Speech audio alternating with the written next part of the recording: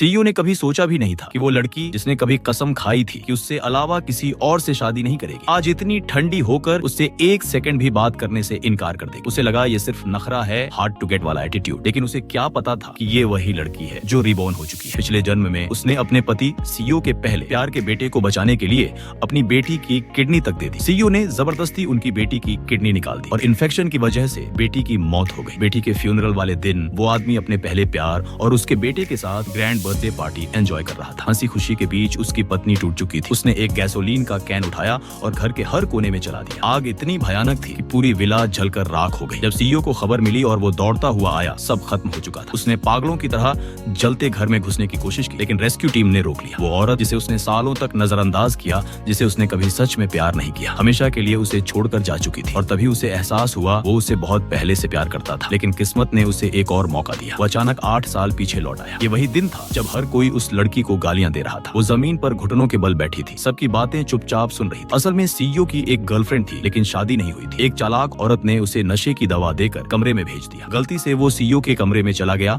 और उस लड़की के साथ रात गुजार दी। लड़की जो पहले से उसे सीक्रेटली प्यार करती थी, चुप रही और ब्लेम खुद पर ले लिया। आखिरकार प्रेग्नेंट हुई और शादी कर ली। पर ये शादी उसकी बर्बादी की शुरुआत थी। इस बार सब अलग था। इस बार उसने तय कर लिया कि वही गलती दोबारा नहीं होगी। उसने सीईओ से दूरी बनानी शुरू कर दी, यहाँ तक कि उसे अंकल बुलाने लगी, क्योंकि अब उसकी माँ की शादी हो चुकी थी और वो भी सीईओ के छोटे भाई से। सीईओ हैरान रह गया ये सुनकर। उसके रिएक्ट करने से पहले ही लड़की ने कहा, आप जल्दी अपनी फर्स्ट लव से शादी कर लीजिए, आप दोनों स्वर्ग में बने जोड़े हैं। और ये कहकर वो बिना पीछे देखे चली गई। घर पहुंचते ही माँ ने डांटा, तूने इतना अच्छा चांस क्यों छोड़ दिया? लेकिन लड़की बस हंस दी, क्योंकि पिछले जन्म का दर्द आज भी ताजा था। उसने तुरंत अपनी माँ से इमरजेंसी कॉन्ट्रासेप्टिव्स मंगवाए ताकि वो सीईओ के बच्चे को कंसीव ही न कर सके। लेकिन जैसे ही उसने दवा ली, घर वालों ने पकड़ लिया। दादा ने ठंडे स्वर में पूछा, ये क्या खा रही हो? लड़की ने बिना डरे बॉक्स दिखा दिया और बोली, ये कॉन्ट्रासेप्टिव्स है। कमरे में हंगामा मच गया। किसी ने दावा किया कि ये दवा कॉन्ट्रासेप्टिव नहीं है। तभी लड़की को एहसास हुआ ये उसी चालाक औरत का ट्रैप है। लेकिन सब लोग ये मान बैठे कि वो सीईओ का बच्चा चाहती है। वो हंस दी और बोली, मेरी तरफ से सीईओ के साथ सभी रिश्ते खत्म। और फिर घर छोड़ दिया। उसने कैंपस के बाहर शिफ्ट कर लिया